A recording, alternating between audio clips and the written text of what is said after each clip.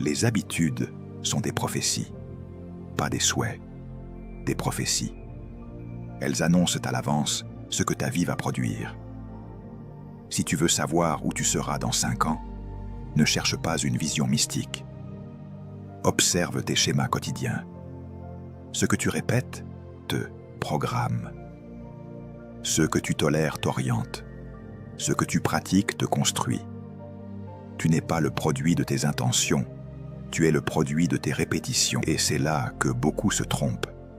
Ils veulent une destinée glorieuse avec des habitudes ordinaires, voire destructrices.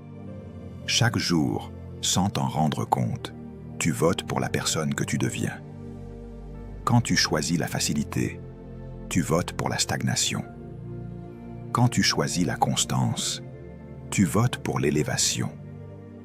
Quand tu choisis la distraction, tu votes pour la confusion. Tu choisis la discipline, tu votes pour la clarté.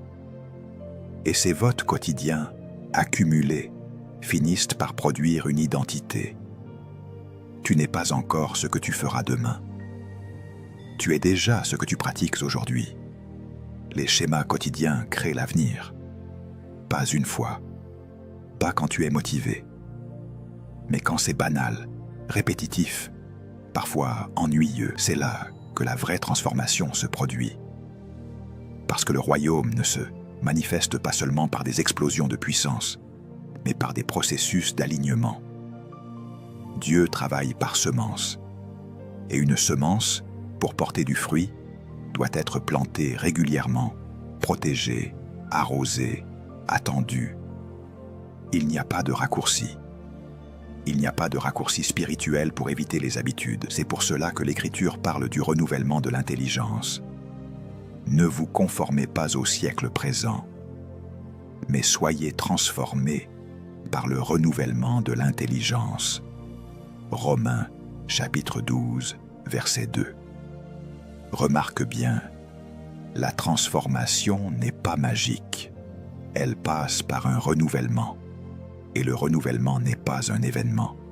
C'est un processus. L'intelligence se renouvelle quand tes habitudes changent.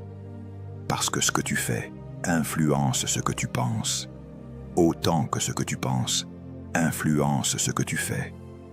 Si tu continues à nourrir les mêmes contenus, fréquenter les mêmes influences, gérer ton temps de la même manière, ton intelligence restera prisonnière des anciens schémas.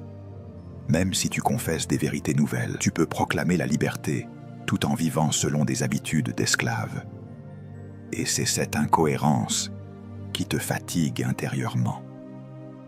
La discipline, ici, consiste à aligner ton quotidien avec la personne que tu crois être appelé à devenir.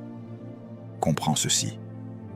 Dieu ne transforme pas un homme sans sa coopération quotidienne. La grâce t'offre la possibilité du changement, mais ce sont les habitudes qui en assurent tam-tam la manifestation. Quand tu changes ce que tu fais chaque jour, tu changes ce que tu crois possible. Et quand ce que tu crois possible change, ta foi devient stable, concrète, opérante.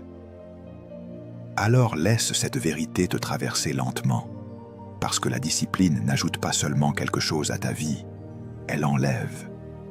Elle enlève ce qui doit mourir pour que ce qui est appelé à vivre puisse émerger.